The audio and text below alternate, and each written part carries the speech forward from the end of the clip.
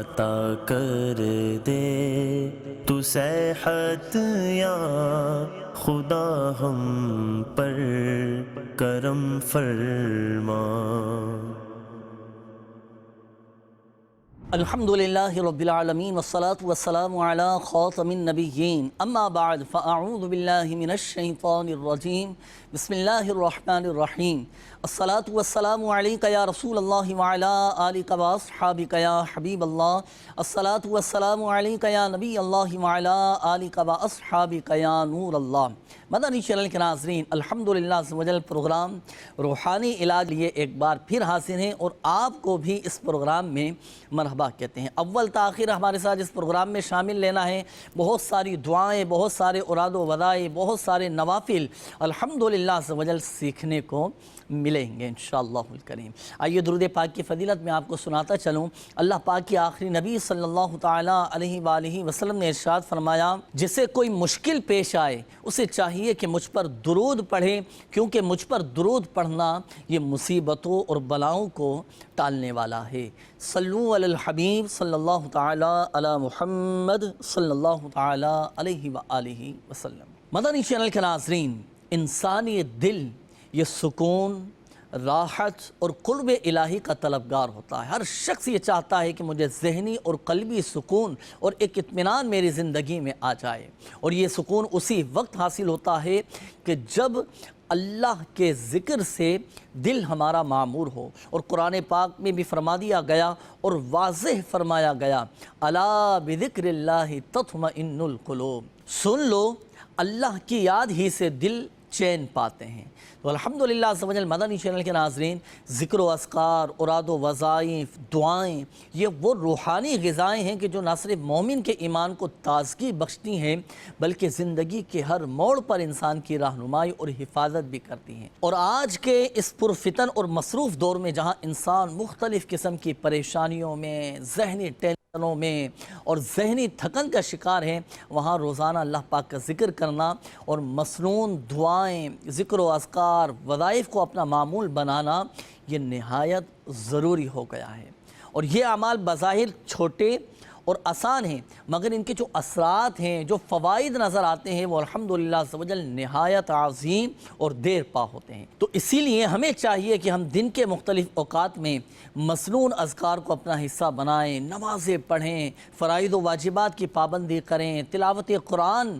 کی کثرت کریں، اور اللہ کے نام سے ہمارے دن کا آغاز ہونا چاہیے، اور اسی کے ذکر کے ساتھ پورا دن ہمارا گزرے، اور اسی کی یاد پر ہمارا دن کا اختتام ہونا چاہیے۔ اس لیے ضروری ہے کہ ہم اپنی روزمرہ زندگی میں ایسے اعمال شامل کریں جو نہ صرف ہماری روحانی ترقی کا ذریعہ بنیں بلکہ دوسروں کے لیے بھی راحت و سکون کا سبب ہوں۔ آئیے مدنی چینل کے ناظرین، آج انشاءاللہ الکریم ہم سنیں گے کہ پیر کے دن کون کون سے نیک اعمال کرنے ہیں، کس انداز سے ہم نے پیر کا دن گزارنا ہے، اور وہ کون سے اعمال اور وظائف اور دعائیں ہیں کہ جنہیں ہم پیر کے دن وہ اعمال کر کے اپنی دنیا اور آخرت کو سنوار سکتے ہیں۔ مدنی چینل کے ناظرین، پیر کے دن کی عظمت اور برکت جاننے کے لیے یہ باتیں نوٹ کیجئے گا۔ حضرت سیدنا ادریس علی نبینا وعلیہ السلام کو پیر کے دن ہی آسمان کی طرف اٹھایا گیا اور آپ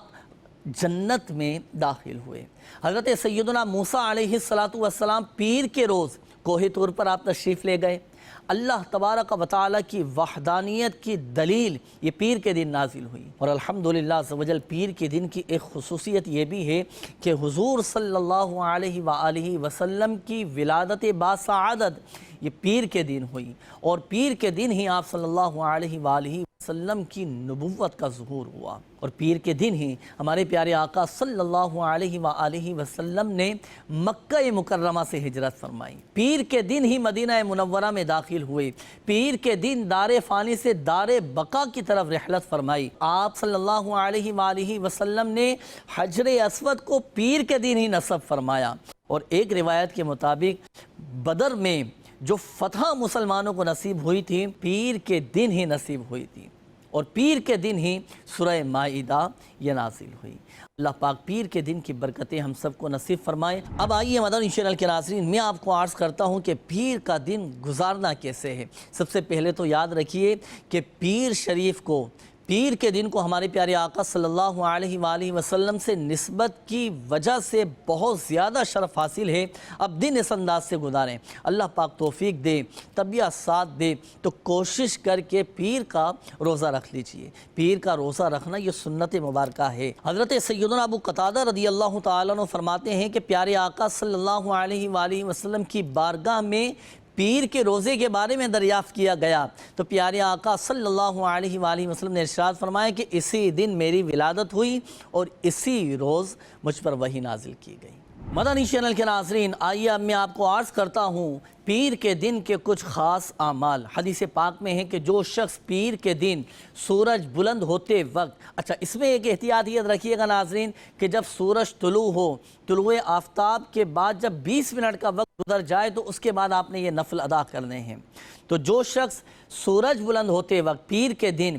2 رکعتیں ادا کرے اور ہر رکعت میں ایک بار سورہ فاتحہ یعنی الحمد شریف اور ایک بار آیت الکرسی اور ایک بار سورہ اخلاص یعنی قل هو اللہ احد شریف اور ایک بار معوذتین یعنی سورہ فلق اور سورۃ الناس پڑھے، پھر 2 رکعتیں مکمل ادا کرے اور سلام پھیر کر پھر 10 بار استغفار کرے اور 10 بار مجھ پر درود پاک پڑھے تو اللہ پاک اس کے تمام گناہوں کو معاف فرما دے گا۔ تو پیر کے دن یہ 2 رکعتیں نفل ادا کرنے کی نیت فرما لیجئے، انشاءاللہ الکریم ان نفل کی برکت سے ہمارے گناہ معاف ہو جائیں گے۔ اور ہم دعا بھی کرتے ہیں اللہ پاک کی بارگاہ میں کہ اللہ پاک پیارے حبیب صلی اللہ علیہ وآلہ وسلم کے صدقے ہمارے صغیرہ کبیرہ ظاہری باطنی تمام گناہوں کو معاف فرما دے۔ اب آئیے ناظرین پیر کے دن کا دوسرا عمل میں آپ کو عرض کرتا ہوں کہ جو پیر کی رات یعنی شب پیر 4 رکعات نماز پڑھے۔ اچھا پہلی رکعت میں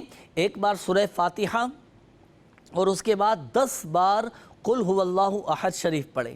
پھر دوسری رکعت میں 1 مرتبہ سورہ فاتحہ اور 20 مرتبہ قل هو اللہ احد شریف پڑھے، اور تیسری رکعت میں سورہ فاتحہ کے بعد 30 مرتبہ قل هو اللہ احد شریف پڑھے، اور چوتھی رکعت میں سورہ فاتحہ کے بعد 40 بار قل هو اللہ احد شریف پڑھے۔ پھر جب یہ چاروں رکعتیں مکمل ہو جائیں پھر سلام پھیر کر 75 ٹائمز 75 مرتبہ قل هو اللہ احد شریف پڑھے، پھر اپنے والدین کے لیے 75 بار استغفار کرے، پھر اللہ پاک سے اپنی حاجت طلب کرے، دعا کرے تو اللہ پاک کے ذمہ کرم پر ہے کہ اس کی حاجت پوری فرما دے۔ تو مدنی چینل کے ناظرین یہ حاجتوں کے پورا ہونے کا بڑا زبردست عمل ہے۔ ہر شب پیر یہ 4 رکعت نماز نفل ادا کرنے کی نیت فرما لیجئے، کیسی ہی جائز حاجت کیوں نہ ہو اللہ پاک کی رحمت سے حاجتیں پوری ہوتی چلی جائیں گی۔ تیسرا خاص عمل یہ ہے کہ جو شخص 2 رکعت نماز پڑھے پیر کے دن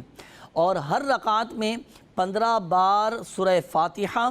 15 بار سورہ اخلاص اور 15 مرتبہ معوذتین یعنی سورہ فلق اور سورۃ الناس پڑھے، اور جب یہ رکعتیں مکمل ہو جائیں دونوں تو سلام پھیرنے کے بعد پھر 15 مرتبہ آیت الکرسی پڑھے اور 15 بار اللہ پاک سے استغفار کرے، استغفر اللہ استغفر اللہ استغفر اللہ، یوں بھی استغفار کر سکتے ہیں استغفر اللہ ربی من کل ذنب واتوب الیہ، یوں بھی استغفار کر سکتے ہیں۔ تو 2 رکعتیں ادا کرنے کے بعد 15 مرتبہ آیت الکرسی اور 15 بار یہ استغفار کرے تو اس کے لیے بڑا عظیم ثواب اور بڑا اجر ہے۔ مدنی چینل کے ناظرین پیر کے دن کے یہ 3 خاص اعمال آپ کو بتائے گئے، اللہ توفیق دے تو تینوں پر عمل کر لیں، نہیں تو کسی ایک عمل کو اختیار کر کے پابندی کے ساتھ اس عمل کو اپنے معمولات میں شامل رکھیے گا، انشاءاللہ الکریم اللہ کی رحمت سے برکتیں حاصل ہوں گی۔ مدنی چینل کے ناظرین ہمارے اس پروگرام روحانی علاج کا وقت بھی ختم ہوا چاہتا ہے۔ جو وظائف، جو دعائیں، جو نوافل آپ کو بتائے گئے